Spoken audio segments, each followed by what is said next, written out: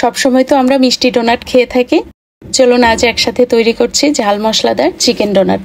Chicken ডোনাটের জন্য 500 গ্রাম মুরগির বুকের মাংস ছোট করে টুকরা করে নিয়ে ব্লেন্ডারে নিলাম। 3 স্লাইস ব্রেড এখানে ছোট করে কেটে দিলাম।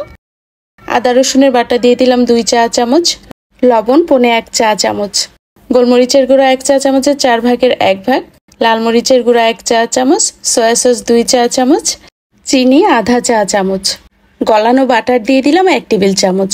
এবার ব্লেন্ড করে নিচ্ছি। একেবারে মিহি পেস্ট করব না, দেখুন এরকম হবে।